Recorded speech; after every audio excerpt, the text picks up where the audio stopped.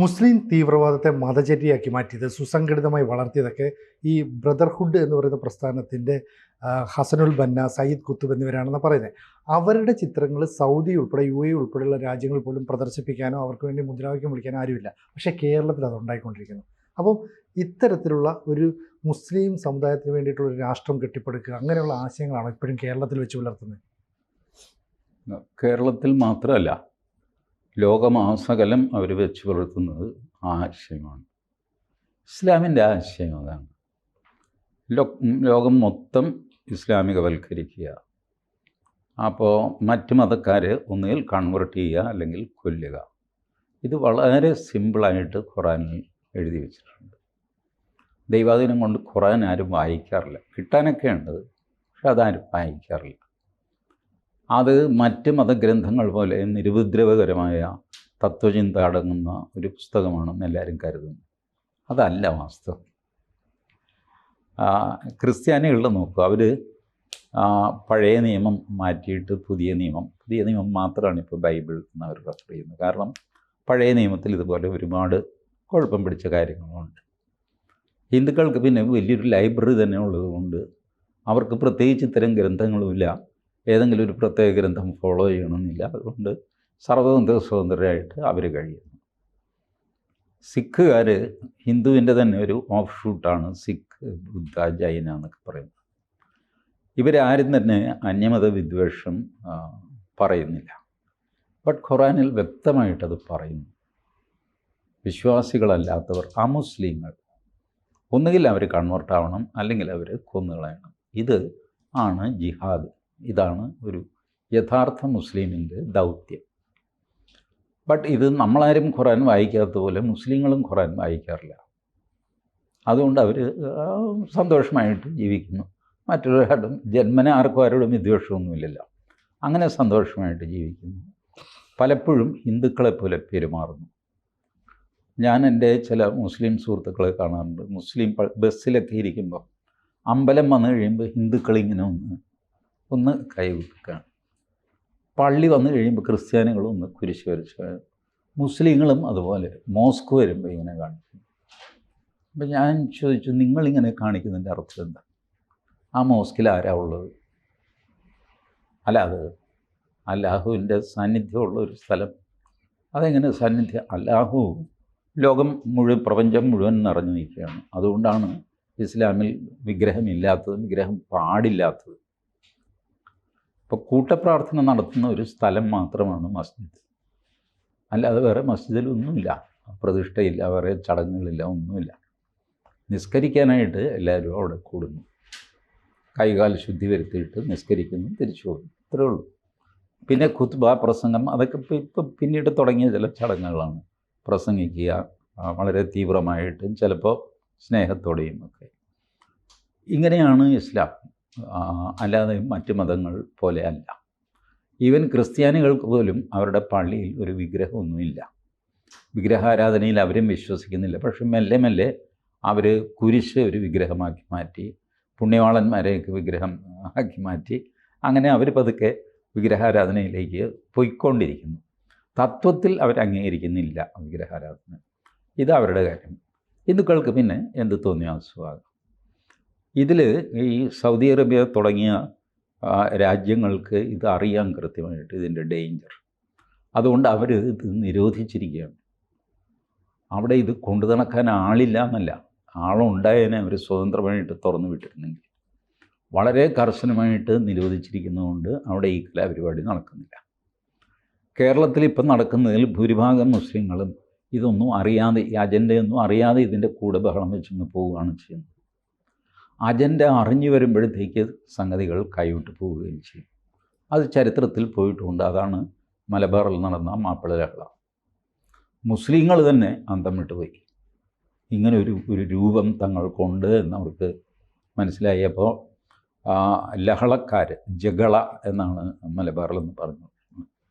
ജഗളക്കാരും ജഗളക്കാരല്ലാത്തവരും. അങ്ങനെയാണ് മാപ്പിള ലഹളക്കാലത്ത് മുസ്ലിങ്ങൾ തന്നെ ഹിന്ദുക്കളെ സംരക്ഷിച്ചു എന്നൊക്കെയുള്ള കഥകളുണ്ടല്ലോ. അത് സത്യമാണ്. കാരണം ഈ ലഹളം മനസ്സിലാവാത്ത ധാരാളം മുസ്ലിങ്ങളുണ്ടായിരുന്നു. ഇതെന്താ ഇത്, ഇവരെ കൊല്ലുന്നത് എന്തിനാ? എന്നൊരു ചോദ്യം. പേടിച്ചോടി വരുന്നവരെ സംരക്ഷിക്കല്. അപ്പോൾ ഇതാണ് ഇസ്ലാമിൻ്റെ ബേസിക് മൂല്യം എന്ന് അവർക്കറിയില്ല. പക്ഷേ ഈ ജകളക്കാർക്ക് അറിയാം. അവരത് പ്രാവർത്തികമാക്കി. ഇസ്ലാം വല്ലാതെ പ്രതിരോധത്തിലായിപ്പോയി. കേരളത്തിലെ മുസ്ലിങ്ങൾ വല്ലാതെ പ്രതിരോധത്തിലായിപ്പോയി. 1921 ശേഷമുള്ള മുസ്ലിങ്ങളുടെ സ്ഥിതി ഉണ്ടല്ലോ, ഒരു വെറുക്കപ്പെട്ട സമുദായമായിട്ട് കേരളത്തിൽ മുസ്ലിങ്ങൾ മാറി. വളരെ ബുദ്ധിമുട്ടി. എനിക്ക് തോന്നുന്നു 1934 മറ്റാണ് പിന്നീട് കേരള നദ്വത്തുൽ മുജാഹിദ്ദീൻ എന്ന് പറഞ്ഞിട്ട് ഈ ചെയ്തതൊക്കെ മോശമായി പോയെന്നും ഇങ്ങനെയൊന്നും അല്ല എന്നൊക്കെ പറഞ്ഞിട്ട് മെല്ലെ ഇസ്ലാം വീണ്ടും കൺസോളിഡേറ്റ് ചെയ്ത് കൊണ്ടുവരാൻ അവർക്ക് സമയം പിടിച്ചു. പക്ഷേ അപ്പോഴത്തേക്ക് ഈ ഗാന്ധിജി എതിർത്തുകൊണ്ട് ജിന്ന രംഗത്ത് വരികയൊക്കെ ചെയ്തു. 1936 കഴിഞ്ഞപ്പോൾ സിറ്റുവേഷൻ മാറി. വീണ്ടും അസർട്ട് ചെയ്യുന്ന ഒരു ഇസ്ലാം രൂപപ്പെട്ടു വന്നു. ഇതാണ് ബേസിക് കേരളത്തിലെ ഒരു ഇസ്ലാമിൻ്റെ പെരുമാറ്റം. ഇപ്പോഴും ഇപ്പോൾ ഈ മുസ്ലിം ബ്രദർഹുഡ് മുസ്ലിം ലീഗ് അംഗീകരിച്ചിട്ടില്ല. മുസ്ലിം ലീഗ് പറഞ്ഞതൊന്നും ശരിയല്ല, ഹസനുൽ ബന്നയുടെ ഫോട്ടോയൊന്നും എടുത്തത് ശരിയായില്ല. പക്ഷേ ഇപ്പോഴും കോഴിക്കോട് ഇസ്ലാമിക് പബ്ലിഷിംഗ് ഹൗസിൽ പോയി കഴിഞ്ഞാൽ ഖർദാവിയുടെ ഫത്വകൾ എന്ന് പറഞ്ഞ് 2 വോളിയത്തിൽ, വോളിയം 1, വോളിയം 2. ഈ ഖർദാവി എന്ന് പറയുന്നത് യൂസുഫുൽ ഖർദാവി, അങ്ങേര് മുസ്ലിം ബ്രദർഹുഡിൻ്റെ നേതാവായിരുന്നു. ഇപ്പോൾ മരിച്ചു കാണണം, അത്രയ്ക്ക് പ്രായമായിരുന്നു. ഞാനീ പറയുന്നത് ഒരു 15 വർഷം മുമ്പുള്ള കാര്യമാണ്. അന്ന് തന്നെ പുള്ളിക്ക് 84 വയസ്സുണ്ടായിരുന്നു.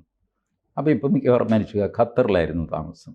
യൂസുഫുൽ ഖർദാവി മുസ്ലിം ബ്രദർഹുഡിൻ്റെ ലോകപ്രശസ്തനായ നേതാവായിരുന്നു ഖർദാവി. ആ ഖർദാവിയുടെ ഫത്വകൾ കൺസോളിഡേറ്റ് ചെയ്ത് മലയാളത്തിലാക്കി ഇപ്പോഴും കേരളത്തിൽ വിൽപ്പന നടക്കുന്നുണ്ട്. അപ്പോൾ പിന്നെ ഹസനുൽ ബന്നയുടെ ഫോട്ടോ, ഹസനുൽ ബന്ന എന്ന് പറയുന്നത് ഖർദാവിയുടെ അപ്പൂപ്പനാന്ന് വിചാരിച്ചാൽ മതി. മുസ്ലിം ബ്രദർഹുഡിലെ ഫസ്റ്റ് ജനറേഷൻ നേതാവാണ് ഹസനുൽ ബന്ന. അതിനുശേഷം 1930s ഇത് ഉണ്ടാകുന്നത്. അതിനുശേഷം വന്ന ലോകത്തിലെ നേതാവാണ് യൂസുഫുൽ ഖർദാവി. അദ്ദേഹത്തിൻ്റെ ഫത്വകളാണ് ഇവരിപ്പോഴും വിൽക്കുന്നത്. ഈ സോളിഡാരിറ്റി SIO എന്ന് പറയുന്ന സംഘടനകളൊക്കെ ഇത് വീണ്ടും കൊണ്ടുവരുമ്പോൾ മറ്റുള്ള മുസ്ലിം സംഘടനകളെ കൂടി അതിലേക്ക് ഉൾപ്പെടുത്തണം, അതായത് ലീഗ് ഉൾപ്പെടെയുള്ള സംഘടനകളെ, അങ്ങനെയാണ് അവർ ഉദ്ദേശിക്കുക. അതിപ്പം ലീഗിനെ വാസ്തവത്തിൽ ലീഗ് ഒരു ശാന്തപ്രകൃതിയായ സംഘടനയാണ്. അവർക്ക് ഇതിൻ്റെ അപകടം അറിയാം. അറിഞ്ഞുകൊണ്ട് അവർ മാറി ഒരു ഗുഡ് ഫേസ് ഓഫ് ഇസ്ലാം കാണിക്കണം എന്നുള്ള അഭിപ്രായക്കാരായിരുന്നു. കുറേ കാലം അവർ സക്സസ്ഫുള്ളായിട്ട് അത് നടത്തുകയും ചെയ്തു. 70കൾക്ക് ശേഷം ഈ ഗൾഫിൻ്റെ ഉത്ഭവവും പണക്കൊഴുപ്പും ഒക്കെ വന്നു കഴിഞ്ഞപ്പോഴാണ് മറ്റുള്ളവർ, ഈ തീവ്രവാദികൾ, മുസ്ലിം ലീഗിനെ ചലഞ്ച് ചെയ്യാൻ തുടങ്ങിയത്. അങ്ങനെ മുസ്ലിം ലീഗിനെ ചലഞ്ച് ചെയ്യുന്ന സംഘടനകൾ ഓരോന്നോരോന്നായിട്ട് വന്നു. സിമി വന്നു, അബ്ദുൽ നാസർ മദനിയുടെ ISS വന്നു, അങ്ങനെ വന്നു. പിന്നെ പോപ്പുലർ ഫ്രണ്ടായി, SDP ആയി. അങ്ങനെ അവർ വർദ്ധിച്ച് മുസ്ലിം ലീഗിൻ്റെ ടെറിട്ടറിയിലേക്ക് കയറാൻ തുടങ്ങി. അപ്പോൾ മുസ്ലിം ലീഗിന് ഇവരുമായിട്ട് കോംപ്രമൈസ് ചെയ്യേണ്ടി വന്നു. നിസ്സഹായാവസ്ഥ കൊണ്ടാണ്. അപ്പോൾ കോംപ്രമൈസ് ചെയ്ത് ഇപ്പോൾ ഒരു കോംപ്രമൈസിലാണ് പോകുന്നത്. ഇപ്പോഴും തീവ്രവാദികൾക്ക് അപ്പർ ഹാൻഡ് കിട്ടിയിട്ടില്ല മുസ്ലിം ലീഗ്. അത് കിട്ടാത്തതിന് കാരണം എന്താണെന്ന് വെച്ച് കഴിഞ്ഞാൽ, ഇപ്പോൾ സമസ്ത അവർ ഈ സംശുദ്ധ തീവ്രവാദത്തെ അംഗീകരിക്കുന്നില്ല. മുസ്ലിം ലീഗ് ഒട്ടും അംഗീകരിക്കുന്നില്ല. മുസ്ലിം എഡ്യൂക്കേഷൻ സൊസൈറ്റി കുറേ അധികം ലിബറലായ ആൾക്കാരാണ്, നമ്മളുടെ ഡോക്ടർ ഫസൽ ഗഫൂർ, MES ഒക്കെ. അപ്പോൾ ഇങ്ങനെ വലിയൊരു നിര ഈ തീവ്രവാദത്തിനെതിരെ അതിനുള്ളിൽ നിലനിൽക്കുന്നതുകൊണ്ട് ഇവർക്ക് അധികം കയറാൻ പറ്റിയിട്ടില്ല. ഈ കയറ്റിക്കഴിഞ്ഞാൽ മുസ്ലിം ലീഗിനറിയാം മുസ്ലിം ലീഗ് ഇല്ലാതെയാകുകയും എല്ലാം കൂടെ SDP ആയിട്ട് മാറുകയും ചെയ്യും നിമിഷ നേരം കൊണ്ട്. അവർക്ക് തിയറിറ്റിക്കലി അവർക്ക് വലിയ എതിർപ്പൊന്നുമില്ലെങ്കിലും അവരുടെ നേതൃസ്ഥാനം പോകും എന്നുള്ള വെപ്രാളം വളരെ ഉണ്ട്. അപ്പം അതുകൊണ്ട് അവരിതിനെ ചെറുക്കും. 2 കാരണങ്ങൾ കൊണ്ട്. ഒന്ന്, ഇത് ശരിയല്ല എന്ന് വിശ്വസിക്കുന്നവർ. മറ്റൊന്ന്, എൻ്റെ സ്ഥാനം പോകുമല്ലോ എന്ന് വിചാരിച്ചിട്ട് ഇവരെ ചെറുക്കുന്നുണ്ട്. അതാണ് കേരളത്തിലെ അവസ്ഥ. അതുകൊണ്ട് ഹസനുൽ ബന്നയുടെ ഫോട്ടോ കാണിക്കുന്നത് മുസ്ലിം ലീഗ് തടഞ്ഞു എന്നുള്ളത് കൊണ്ടൊന്നും കേരളത്തിലെ തീവ്രവാദ എലമെൻസിന് എന്തെങ്കിലും വ്യത്യാസം ഉണ്ടാകുമെന്ന് ഞാൻ കരുതുന്നില്ല. മാത്രമല്ല, ഈ ഹമാസിൻ്റെ അതുപോലെ ഹിസ്ബുള്ളയുടെ ഒക്കെ നേതാക്കളുടെ ചിത്രം ആനപ്പുറത്ത് കയറ്റി എഴുന്നള്ളിക്കുന്നു. അപ്പം എയർപോർട്ടിൻ്റെ ഒരു സമരത്തിൽ ഇവരുടെ ചിത്രം വെക്കുന്നു. ഇതുമായിട്ടൊന്നും യാതൊരു ബന്ധവുമില്ല. അപ്പോൾ യാതൊരു ബന്ധമില്ലാത്തടത്തും ഇങ്ങനെ ചില ഓർമ്മപ്പെടുത്തലുകൾ നടത്താൻ ആരൊക്കെയോ ഉദ്ദേശിക്കുന്നു, പ്ലാൻ ചെയ്യുന്നു. ഇതൊക്കെ മുസ്ലിം സമുദായം അറിയുന്നുണ്ട്. പക്ഷേ അവരത് തടയാനായിട്ട് ഇറങ്ങുന്നില്ല. അതാണ് മുസ്ലിം ലീഗിനോട് ചോദിക്കും. മുസ്ലിം ലീഗ് പറയും ഞങ്ങൾ അങ്ങനെയൊന്നും ചെയ്തില്ല. നിങ്ങൾ അങ്ങനെ ചെയ്തില്ല, ശരി, ബട്ട് നിങ്ങളുടെ മൗനം മറ്റുള്ളവർക്കുള്ളൊരു അംഗീകാരമാണ്. ഇപ്പോൾ ഇത്തവണ മാത്രമാണ് ഈ ഹസനുൽ ബന്നയുടെ ചിത്രം വന്നപ്പോൾ മാത്രമാണ് മുസ്ലിം ലീഗ് അത് പാടില്ല എന്നൊക്കെ പറഞ്ഞു. മുസ്ലിം ലീഗ് അതിൻ്റെ ഡേഞ്ചർ അറിയാം.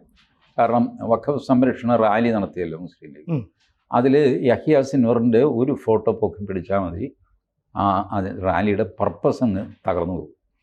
അതവർക്കറിയാം. അതുകൊണ്ട് കർശനമായിട്ട് നിരോധിച്ചു. അല്ലെങ്കിൽ അവർ മിണ്ടാതിരിക്കും. ഈ മിണ്ടാതിരിക്കുന്നതും ഒരു കുറ്റമായിട്ട് മാറും ഈ തീവ്രവാദത്തിൻ്റെ കാര്യത്തിൽ. Silence is dreadful than violence. Keralam പേടിക്കേണ്ട ഒരു സാഹചര്യമാണെന്ന്. തീർച്ചയായിട്ടും. കൂടുതൽ വാർത്തകളും വിശേഷങ്ങളും നിങ്ങളിലേക്ക് എത്താൻ ABC മലയാളം സബ്സ്ക്രൈബ് ചെയ്യുക, ബെൽബട്ടനും അമർത്തുക.